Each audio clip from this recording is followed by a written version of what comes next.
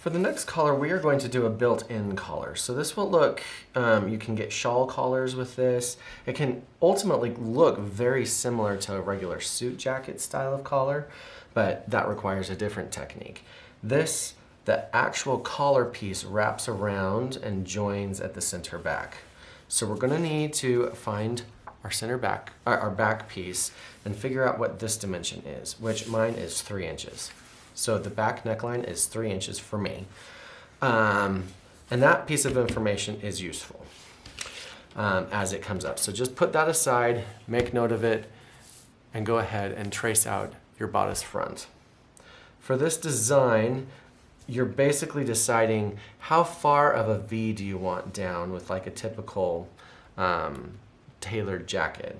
So I think I would want mine about like a V like right there. And I'm going to connect, which mine's about 3 1/4 inches down. So I'm going to connect that high point shoulder with where I want. And this is going to be the fold back. The bodice front's going to come over and it's going to fold back and create its own collar, because the collar piece is built into this front. So this line is not going to be cut along. This line is literally a fold line. So what I'm gonna do actually, just so you remember that, I'm gonna come in here and I'm gonna make that line dashed. This is not a cut line, this is a fold line. So we're gonna take that line, and the other thing we're gonna do with it is extend it straight back.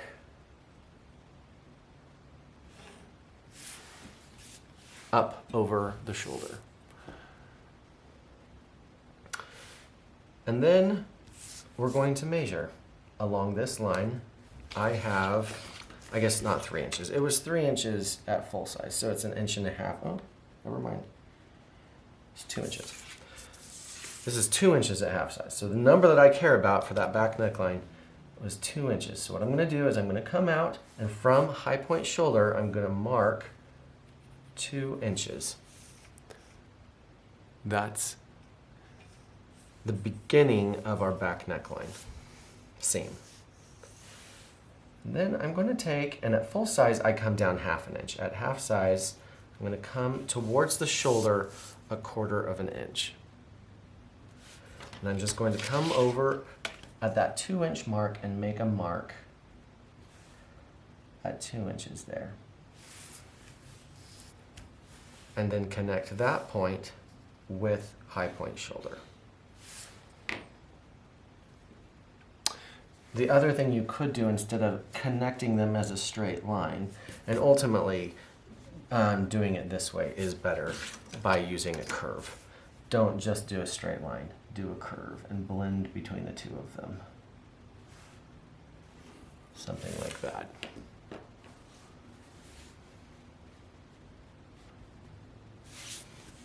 Now, coming from that 2 inch point along the new curved line, I'm going to get rid of that other line that I extended so that I just have my curved line now. This is now my center back neckline point. That is what that spot is. And I am going to square off of that to start developing my collar. To develop my collar, I have to decide how tall do I want the stand, and then how tall do I want it, how much do I want it to fall down. So if I don't want it to go up and back down, I would just put in how much up I want it to go, how much I want it to stand.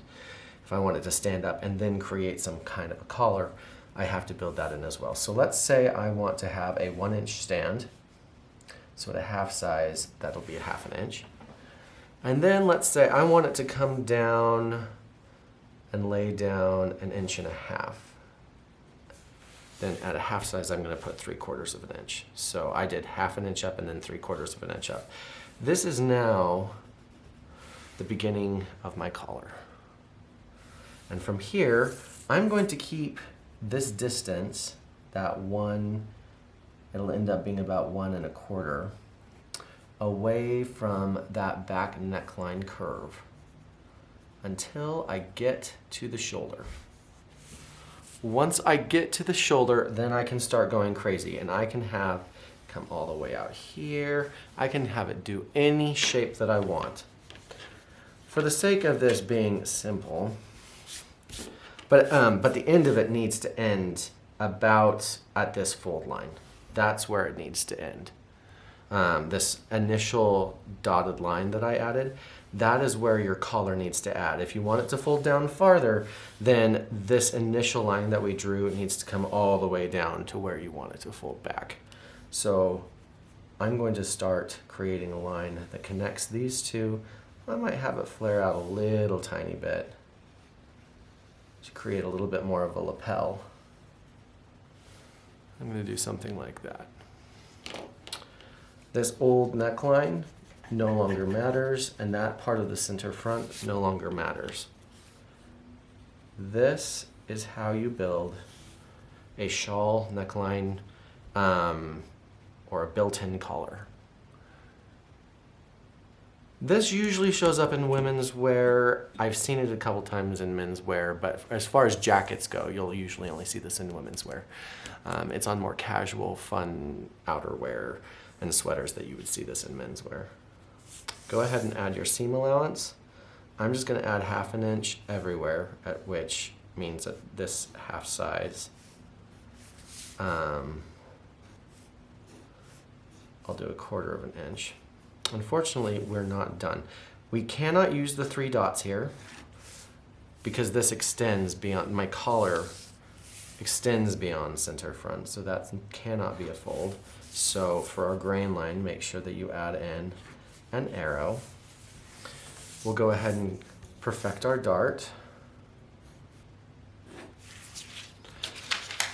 Unfortunately, that's not all we can do for this type of collar. Because this folds back, basically we're having the wrong side of the fabric come around. And unless you have a reversible fabric, that's not going to work. And unless you want to have just a single layer of fabric for your collar, that's not going to work. And neither of those options are actually very good. So what I'm going to do is, for the sake of visibility again, I'm going to use some tissue paper, and we have to create a facing piece. And this is what people will ultimately see when the collar folds back. I'm going to put this down, and I am going to, actually before I do that, I'm just going to use a dotted line just so that I know this is for facing. I'm going to create a facing piece. I'm going to do 1.5 inches wide so that it's a good 3 inches. And I'm going to draw it pretty dark here, mostly so that you can see it on the screen. It actually doesn't have to be that dark when you're doing it for yourself. This is just so I have a visual that I can trace through. And I notice I followed that new diagonal. I'm actually going to blend between those two so that it's easier to sew and finish on the inside. I could go ahead and create a lining for this, but I'm not. I'm just going to let this be finished on its own. Once I have that, I'm going to put my paper down, and I am going to transfer my new piece to the paper on top. And I'm not transferring the whole thing. I'm only transferring what I want the facing to be shaped like. Once I have transferred that piece over, notice I only transferred this much. I didn't transfer the whole thing. I'm going to add seam allowances to this and everything and extra details. But currently, I make my facings for a certain piece. So if you were to have an asymmetrical garment for some reason, you would have to do this. You can't just trust that it'll be completely mirrored for you. When you're done tracing it, you actually have to use the back side of the pattern for your final shape. So I'm going to go ahead and add my seam allowance here.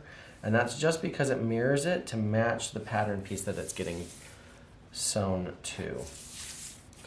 So it might be confusing, but just believe me when I say as you're sewing, you need this piece to be reversed. transfer all the lines over from the other side of the paper. It might be wise of you to go ahead and put a little X on the side of paper that you're not using. So this is not the side of paper I'm using. This is the right side of the paper that I'm using. Let me get another piece of